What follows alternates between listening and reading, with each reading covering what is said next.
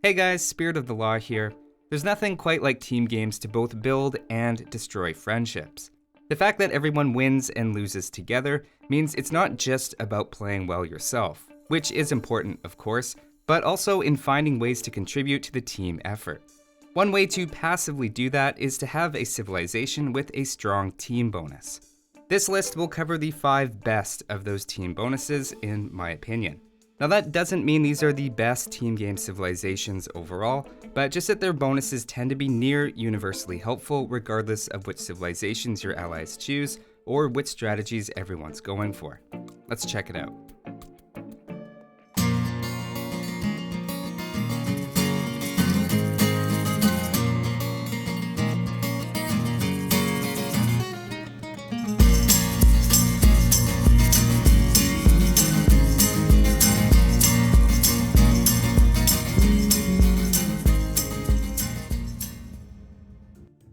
Jumping in at number 5 is the Vietnamese. Now here I'm not actually talking about their official team bonus, the Imperial Skirmisher. It's not a bad unit, but what I really mean is their unofficial team bonus, which is that they can see the enemy town center locations from the start of the game. Now technically they're the only ones that can see that, but it's information that can be easily shared with the rest of your allies through flaring and chat. Now I like allies having this bonus for 2 main reasons. First, it helps your whole team rush a bit more efficiently.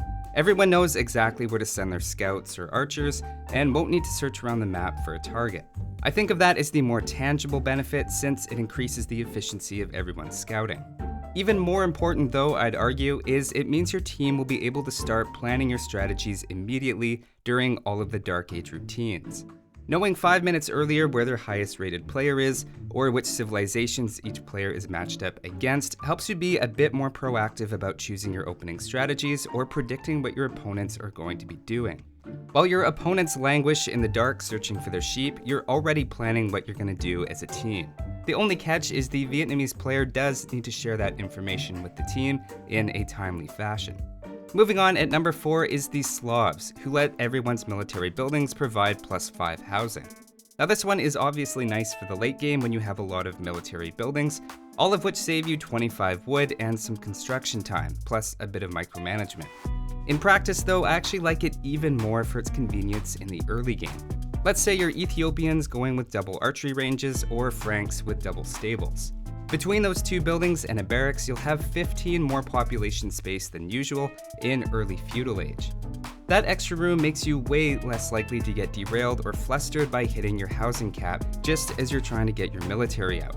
It feels similar to the last bonus in that there's a small measurable effect, but also an intangible benefit that's hard to quantify, which just makes the game go smoother for your whole team.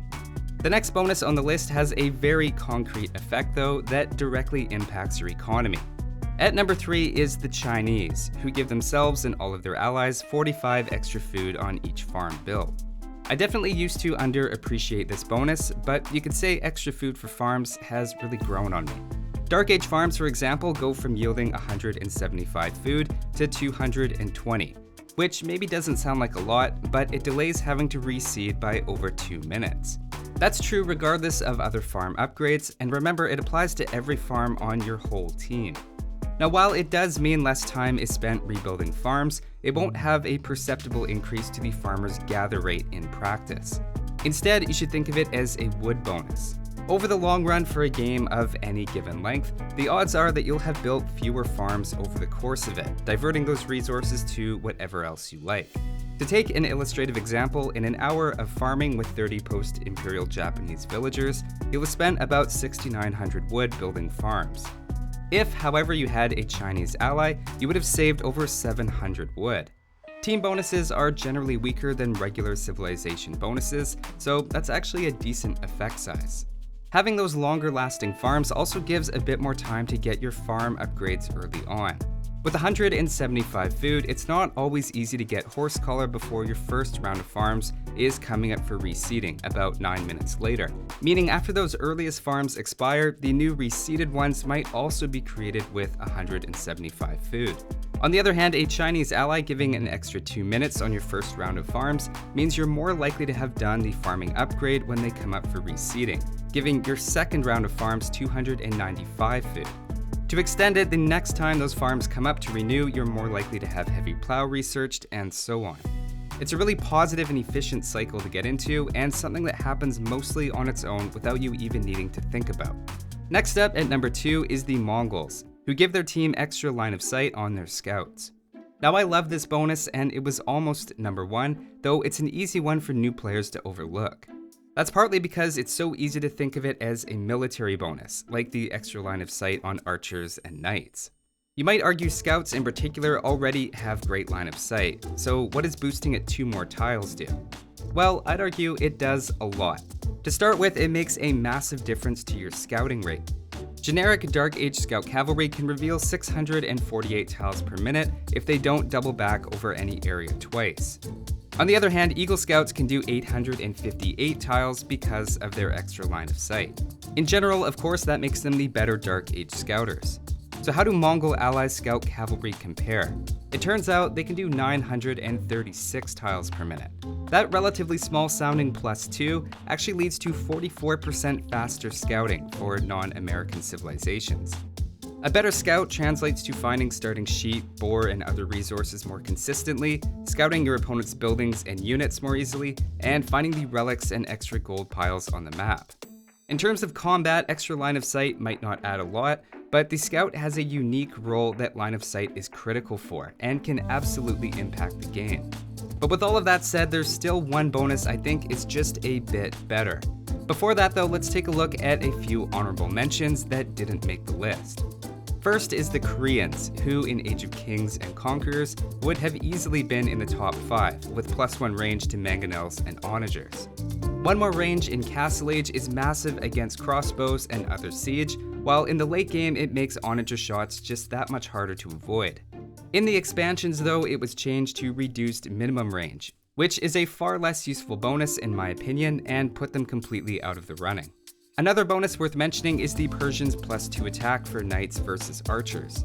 It might sound overly situational, but remember knights are a major feature in nearly every team game. The archers being referenced here also covers a lot more than you might think, and is certainly not just the crossbow line.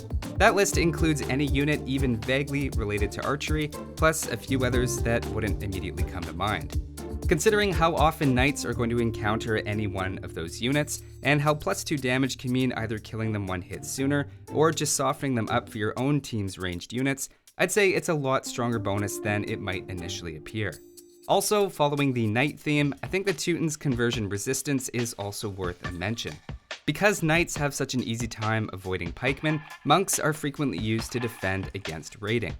The Teutons and their allies resist those conversions for about 50% longer. Elephant civilizations are likewise going to benefit, as that's one of their major weaknesses, and those civilizations are also frequently missing the technology heresy. At the end of the day, I just like the other bonuses on the list a bit better, but I can see an argument for this bonus being top 5. And finally, a shout out to the Huns. There are a handful of civilizations with 20% faster creation time bonuses, which I wouldn't consider top 5, but of that group, I'd say the Huns bonus affecting team stables is the most useful. Not only does it help players on the flank get scouts out a bit quicker, but it also helps the pocket players produce knights. For both of those units, any extra bit of time you can save just makes them that much more likely to catch your opponent in a vulnerable position, and help your team jump out to an early lead. Even in the late game, any paladin, elephant, or camel civilization is just going to be that much more potent with their units coming out a bit faster. With all that being said though, the number 1 team bonus, I think hands down, belongs to the Spanish. They and their allies all get plus 25% gold generated from trade carts and trade cogs. Now, team games by nature have a radically different Imperial Age than 1 vs. 1s, simply because you have easy access to infinite gold through trade.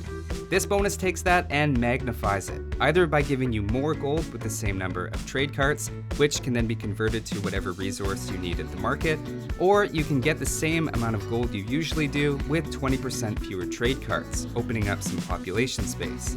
Each teammate might approach that balance differently depending on the situation, but the point is every civilization benefits. Now this is of course just a late game bonus, unlike a lot of the others on the list, but once the game reaches the late stages, 25% more gold can quickly become overwhelming and decide the game.